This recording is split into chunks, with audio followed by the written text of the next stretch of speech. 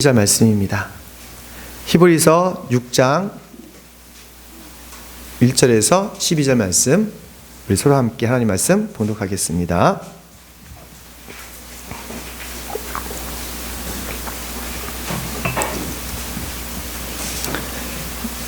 오늘 우리에게 주신 하나님의 말씀은 히브리서 6장 1절에서 12절 말씀, 제가 먼저 읽겠습니다.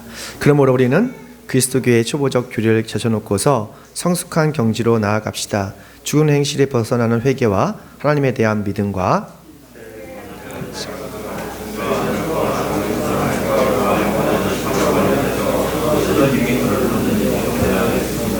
하나님께서 허락하신다면 우리는 그렇게 할 수 있을 것입니다.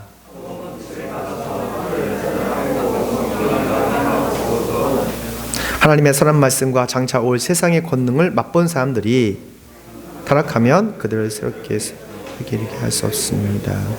그런 사람들이야말로 하나님의 아들 다시금 시체를 못 받고 되게 하는 것이기 때문입니다. 땅에 자주 내리는 비를 흡수하여 농사짓는 사람에게 유익한 농작물을 내려주며 그 땅은 하나님께로부터 복을 받습니다.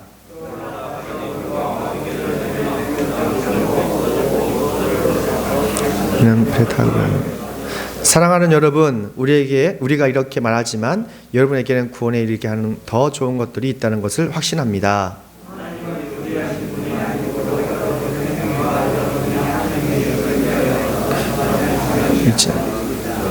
성도를 섬기고 있으며 또 지금 섬기고 있습니다. 여러분 각 사람은 같은 열성을 끝까지 나타내서 소망을 이루시기 바랍니다. 믿음과 안내와 약속을 성숙받는 사람들을 본다는 믿는 사람입니다. 아멘. 오늘 말씀의 제목은 장성한 사람이 되라는 제목으로 하나님 말씀을 선포하겠습니다. 장성한 사람이 되라. 사람이 성장하지 못하고 느껴질 때에 참 무기력감을 느끼는 것 같아요. 우리가 하는 일과 우리 직장, 우리 가정, 직장에서 우리의 역량이 더 이상 성장할 수 없다고 느낄 때 참 우울해집니다.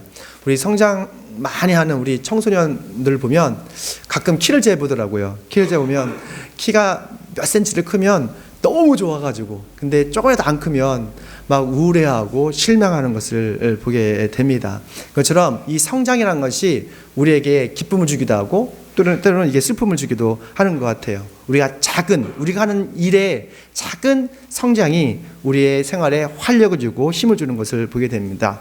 그런데 교회 다니지만 우리 신앙 성장에 대해서는 별로 그렇게 관심이 없는 것 같아요. 우리의 믿음, 우리 신앙이 성장한 것에 대해서는 그렇게 관심이 없고 또 어떤 깊은 생각이 없는 것을 보게 됩니다. 수십 년 교회 다녀도 성경을 전체로 읽어보지 않는 분들이 많은 사람들이 성경을 전체를 읽어보질 않더라고요. 교회 다니지만 또 하나님의 음성을 들어본 적도 없는 사람들도 많고요. 어제나 오늘이나 거의 신앙생활을 그냥 그저 그렇게 하는 정체된 그런 교인들이 참 많습니다. 우리의 믿음은 실존입니다. 그래서 우리의 믿음은 만들어지고 성장하고 나중에는 사라지기도 하거든요. 이 히브리서는 그 유대 그리스도인들에게 쓴 글이기 때문에 그들 중에는 믿음이 있는 사람도 있고 믿음이 작은 사람도 있고 믿음이 큰 사람도 있었어요. 그런데 어린아이처럼 우리 샛별이처럼 아주 유아 같은 연약한 믿음의 사람도 있었고 장성한 믿음의 사람도 있었던 걸 보게 됩니다. 그런데 분명한 사실은 하나님께서는 연약한 믿음의 사람이 아니라 좀 장성한 큰 믿음의 사람이 되기를 원하신 거예요. 그렇다면 어떻게 우리가 장성한 믿음의 사람이 될 수 있을까? 오늘 말씀을 통해서 함께 살펴보겠습니다. 함께 있습니다. 장성한 사람은 세련된 영적 분별력이 있다는 겁니다. 우리 장성한 사람들의 특징을 보면 영적인 분별력이 있어요. 선과 악을 분별할 수 있는 아주 분별력 있는 것을 보게 됩니다. 우리가 부드러운 음식만 먹는 아이가 아니라 사실 장성한 사람들은 그러니까 우리 몸의 건강한 음식을 찾아서 분별해서 먹을 수 있는 그런 사람들이에요. 우리 5장 14절 말씀, 히브리서 5장 14절 함께 읽습니다. 시작. 그러나 단단한 음식물을 장성한 사람들이 것입니다. 그들은 경험으로 선과 악을 분별하는 세련된 지각을 가지고 있는 사람들입니다. 아멘. 이거 보십시오. 장성한 사람은 뭐가 있다고요? 선과 악을 분별하는 분별력이 있다는 거예요. 이게 세련된 지각이고 감각이라는 거예요. 이것을 우리를 신앙적인 표현을 말하면 영적 분별력입니다. 영적 분별력은 하나님의 뜻과 사람의 뜻을 분별할 수 있는 거예요.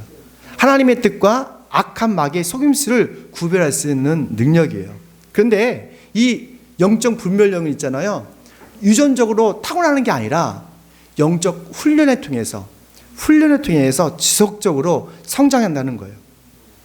영적 훈련은 믿음의 근육을 만들어줘요.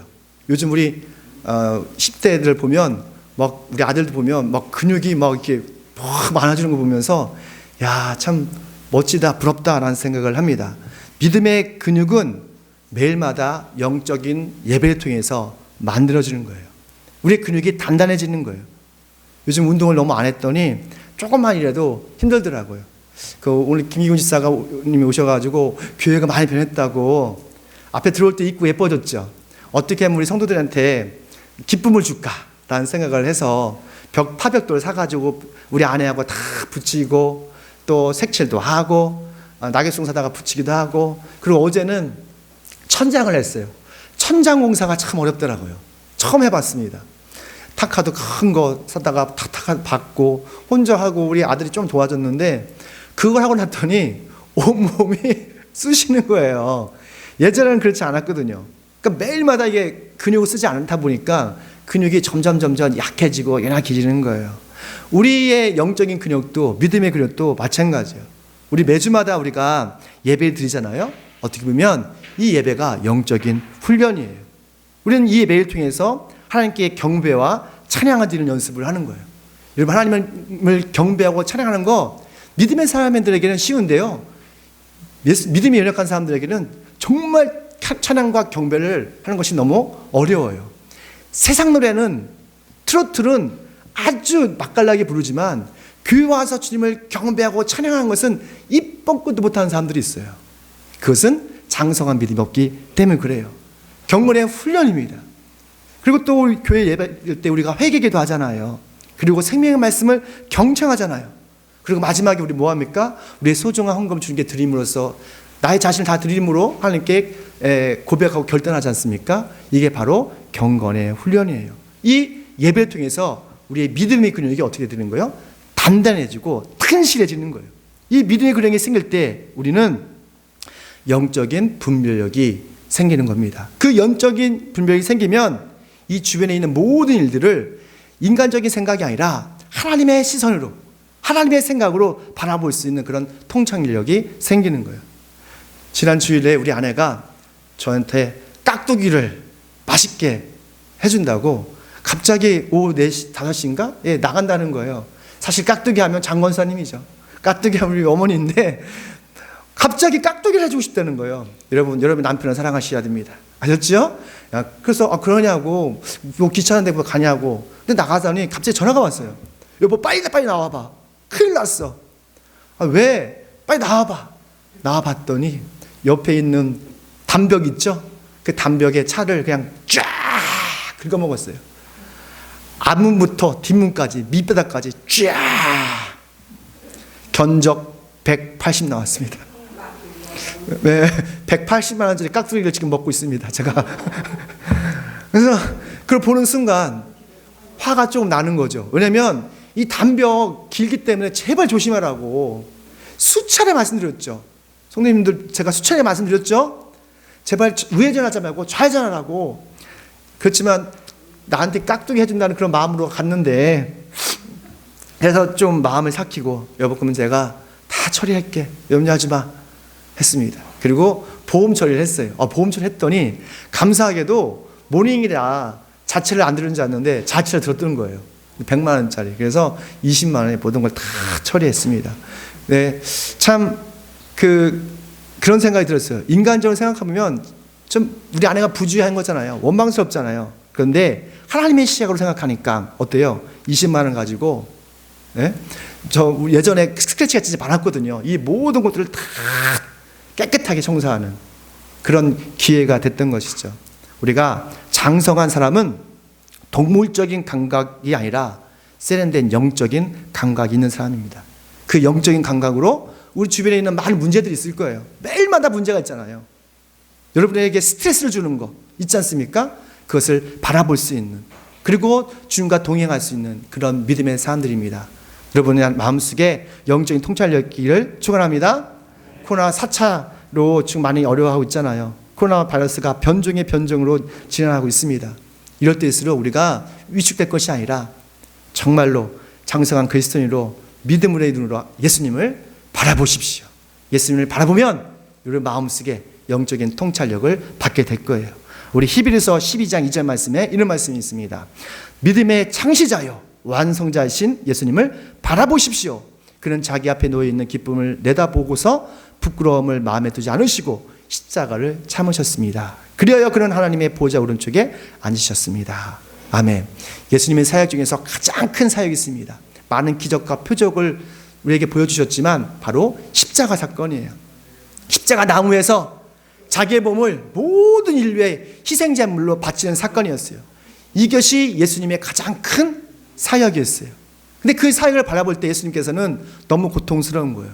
그렇지만 주님에게는 영적인 통찰력이 있으셨어요. 십자가 뒤에 있는 부활의 영광을 볼 수 있는 그런 통찰력이 있었던 것이죠. 정말 우리 앞에 있는 문제들, 고통스러운 것, 그 뒤에 있는 하나님의 영광을 바라보십시오. 그리고 그 통찰력으로 승리하는 저여러분 되시길 축원합니다. 함께 했습니다. 시작. 장성한 그리스도는 아멘. 그 성숙한 경지로 나아가는 거예요. 그러니까 멈춘 것이 아니라 조금씩 뭔지 모르지만 성장하는 것을 통해서 우리는 장성한 그리스도인이 됩니다. 기독교의 기본적인 교리가 있어요. 구원에 이르는 회개, 믿음을 통한 구원, 그리고 거듭남의 비밀, 세례의 부활, 이런 아주 기독교의 진리가 있습니다. 기독교 진리가 우리가 튼튼할 때, 이게 정리가 됐을 때 우리가 장성한 그리스도인이 되는 거예요.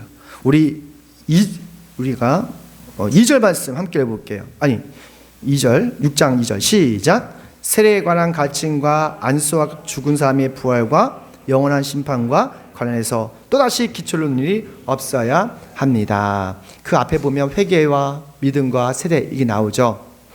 우리가 기초가 튼튼할 때 우리가 크게 성장할 수가 있어요. 뭐든지 운동선수들 보면 항상 강조하는 게 뭐죠? 기초잖아요. 항상 기초 체력이잖아요. 달리고 뛰고 그리고 매주 반복하는 거. 유명한 신학 대학원에 가면 그 신학개론과 그리고 구약개론은 주로 젊은 분들이 가르치지 않습니다. 정말 좋은 신학 대학원은 경륜이 있고 그리고 많은 경험이 있는 그 어르신 된 그런 그 교수님들이 가르쳐요. 왜냐하면 개론서가 너무 중요하기 때문에 그래요. 젊은 교수들은 스마트하죠. 많은 정보력이 있어요. 그러나 거기에 개론에 있는 깊은 의미를 전달할 수가 없어요.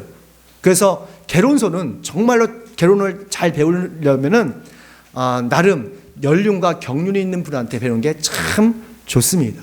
그래서 유명한 신학대학원은 좀 나이가 드시고 60에서 은퇴하기 직전에 그런 분들한테 배우면 제대로 배우게 되죠. 기독교 진리의 기초를 잘 배워야 우리가 성숙한 경지에 이르게 되는 거예요. 성장하는 사람은 기독교의 기본 진리를 아주 기초로 삼습니다. 디딤돌을 삼아요. 그렇다면 우리 기독교 진리는 무엇인지를 우리 말씀을 통해서 배울게요. 이 네 가지만 말씀드릴게요. 첫 번째 보니까 뭐였죠? 회개였어요. 따라합시다. 회개. 되게 중요합니다. 회개는 예수님께서 가장 먼저 하신 말씀이에요. 때가 찼다. 하나님의 나라가 가까이 왔다. 회개하라. 복음을 믿어라. 라고 말씀하셨어요. 즉 회개 운동을 많이 하시는 거예요. 회개는 죽음에서 생명으로 전환하는 것입니다. 그러니까 우리의 라이프 스타일이 완전히 바뀌는 거예요. 90도 바뀌는 것이 아니라 180도 바뀌는 거예요. 회개는 반성하고 성찰하는 것에서 끝나는 것이 아니라 우리의 삶을 바꾸는 것이 바로 회개예요. 그래서 회개는 새로운 시작이에요. 뉴 스타트죠. 우리의 잘못, 우리의 실수, 우리의 죄악들을 주님 앞에서 회개하고 새로운 존재가 되는 거예요. 그러면 우리는 죽음에서 생명으로, 저주에서 축복으로, 인생에서 영생으로, 그리고 사탄의 노예에서 하나님의 거룩한 자로 살아가는 거예요. 새로운 존재가 되는 거예요. 그래서 우리가 주님 앞에서 언제든지 회개할 수 있다는 거 너무너무도 중요한 거예요. 우리가 교회 와서 여러분 주변에 있는 분들과 함께 대화하는 것도 좋지만 먼저 하나님과 나와 막힌 그런 담들을 좀 회개를 통해서 하나씩 내려놓을 필요가 있어요. 주님께서는 우리의 모든 회개를 듣기를 원하세요. 그리고 우리의 모든 잘못을 용서하기 원하세요. 동이 서에서 본 것처럼 우리 죄를 멀리하기 원하시는 거예요. 이 죄의 자유함을 누리시기를 축원합니다. 그래서 회개가 너무 중요해요. 세상 사람들은 회개하면 비아냥대요. 비판해요. 그러나 우리 예수님은 참 회개하는 사람들을 정말 용서해 줍니다. 그 후로 우리는 회개의 열매를 맺어야 되겠죠. 두 번째 보니까 믿음이에요. 뭐라고요? 믿음. 따라합시다. 믿음. 여러분, 믿음이 무엇입니까? 믿음은 예수 그리스도세요. 믿음의 본체는 예수 그리스도십니다. 히브리서 12장 2절 말씀 보니까 믿음의 창시자요 완성자이신 예수님을 바라보라. 즉 믿음을 만드신 분이 누구예요? 바로 예수 그리스도예요. 믿음을 완성하신 분이 누구예요? 바로 예수 그리스도예요. 그래서 믿음이 무엇이냐? 라고 말할 때 믿음은 예수 그리스도세요. 그 믿음으로 우리는 하늘나라에 가는 거예요. 그 믿음으로 우리는 세상을 이기고 정복하는 거예요. 그 믿음이 뭐라고요? 예수 그리스도십니다. 그 믿음 여러분 믿으십니까? 네, 예수님을 통해서 세상을 바라보십시오. 예수님을 바라보십시오. 그러면 여러분 마음속에 믿음이 생길 거예요. 세 번째 보니까 세례입니다. 따라합시다. 세례. 베티니즘이죠. 세례는 너무 간단해요. 예수님과 함께 죽고 예수님과 함께 살아나는 겁니다. 세례는 물 세례가 있고 성령 세례가 있잖아요. 여러분 다 세례 받으셨죠? 그처럼 우리가 물 세례를 받았을 거예요. 그러나 성령 세례를 받지 못한 사람도 있을 거예요. 여러분 물 세례와 성령 세례를 받으셔야 합니다. 니고데모라는 유명한 그 바리새파 사람이 있었습니다. 아주 스마트하고 똑똑한 사람이었습니다. 밤에 예수님을 찾아왔어요. 찾아왔을 때 예수님께서 그의 마음을 아셨어요. 사람이 물과 성령으로 거듭나지 않으면 하나님 나라에 들어갈 수 없어. 아무리 선생이고 교수고 아무리 스마트하더라도 물과 성령으로 거듭나지 않으면 우리가 하나님 나라에 갈 수가 없는 거예요. 거듭남이라는 것은 예수님과 한 몸이 되는 거예요. 원 바디가 되는 거예요. 그러니까 모든 영양분들이, 모든 생각들이 어디서 오는 거예요? 예수님께로 오는 거예요. 더 이상 나는 내가 아니라 내 안에서 예수 그리스도가 사시는 거예요. 갈라디아서 3장 27절에 여러분은 모두 세례를 받아 그리스도와 하나가 되고 그리스도를 옷으로 입은 사람이 되었기 때문입니다. 고린도전서 12장 13절에 우리는 유대 사람이든지 그리스 사람이든지 종이든지 자유인이든지 모두 한 성령으로 세례를 받아서 한 몸이 되었고 또 모두 한 성령을 마시게 되었습니다. 무슨 말입니까? 예수 그리스도와 우리는 뭐라고요? 한 몸이라고요. 그리고 우리는 예수 그리스도 안에서 한 형제고 자매라는 거예요. 그러면 다른 생각을 하면 돼야 안 돼요? 안 되죠. 예수님의 생각을 해야죠.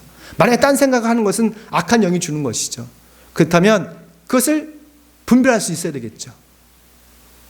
여러분 분명히 하나님의 생각과 악한 마귀의 속임수를 분별할 수 있는 능력이 있습니다. 다만 순종하지 않을 뿐이지. 우리가 분별했을 때에 내가 싫지만 이것이 하나님의 뜻이라면 순종함을 통해서 정말 하나님과 항상 동행하시길 축원합니다. 그러나 네 번째 마지막인데 바로 부활입니다. 뭐라고요? 부활. 부활은 역사적인 사건이에요. 부활은 역사 속에서 우리의 2000년 역사 속에서 기독교 역사 속에서 있었던 사건이라고, 실제 있었던 사건이라고요. 여러분 믿으십니까? 여러분 믿지 않아도 성경 그렇게 기록되어 있고 성경 그걸 말하고 있어요. 역사적인 사건이라고요. 실제라고요. 성경과 믿음의 사람들이 한결같이 선포하는 것이 뭐냐면 부활이에요. 부활신앙이에요. 우리 예수님께서는 죽음을 이기시고 어떻게 하셨죠? 부활하셨어요. 그리고 예수님을 믿는 사람들은 예수님처럼 다 이 부활을 한대요. 좀비 같은 그런 썩어질 몸이 아닙니다. 시간과 공간을 초월한, 그리고 하늘나라에 최적화된 그런 몸으로 우리는 변화될 거예요. 그래서 우리는 죽음이 끝이 아니라 우리에게는 새로운 시작이고 주님과 항상 동행하는 그 영광스러운 하늘나라에 가는 관문이 되는 것이죠. 근데 놀라운 것은 모든 피조물에는 생명의 끝이 있어요. 오직 영생하시는 분은 누구십니까? 하나님이세요. 근데 놀랍게도 예수 그리스도를 믿고 그 예수님의 뜻에 순종하는 사람들에게 영생을 주신다고 말씀하셨어요. 천사들이 영적인 존재지만 그 피조물이기 때문에 천사들조차도 생명의 끝이 있어요. 시편 82편 6절 7절 말씀을 보면 되죠. 그러나 예수 믿는 사람들에게는 하나님의 자녀가 되는 특권뿐만 아니라 영생을 주는 복을 주십니다. 요한복음 3장 16절 우리 함께 외워보겠습니다. 시작. 하나님이 세상을 이처럼 사랑하사 독생자를 주셨으니 이는 저를 믿는 자마다 멸망하지 않고 아멘 영생을 주신다고 약속하셨어요. 우리 하나님이 뻥쟁이십니까? 아니시거든요. 우리 하나님은 반드시 그분의 약속을 지키시는 분이세요. 그러니까 여러분 너무 두려워하지 마십시오. 죽음도 두려워할 필요 없으세요. 왜냐하면 여러분은 영생을 받은 사람이기 때문에 그래요. 그 믿음이 있으면 우리는 코로나, 포스트 코로나 일지라도 우리가 담대하게 지혜롭게 이겨낼 수가 있음을 믿습니다. 주님께서 여러분을 도와주십니다. 지금 오늘 이 시간 주님과 여러분과 함께 하십니다. 왜냐하면 우리가 부활하신 예수님께서 우리를 항상 함께 하신다고 약속하셨기 때문에 그래요. 우리 젠사 선생님께서 오늘 교회 못 나오신다고 전화가 왔는데 그분이 담임 목사님이 돌아가셨대요. 갑자기 53세래요. 저보다 3살 많으신데 갑자기 돌아가셨다고 하더라고요. 왠지 모르겠지만. 그래서 많이 슬퍼하고 하는데 저도 마음은 좋지 않죠. 근데 그런 말씀을 드렸어요. 지금 좀 주변 사람들이 힘들고 어렵겠지만 이분은 분명히 하나님 나라에 갔다. 그렇기 때문에 주님께서 위로해 주시길 바란다 했더니 젠 선생님 또 그걸 금방 이해하더라고요. 교수님께서 맞는 말씀이시다고.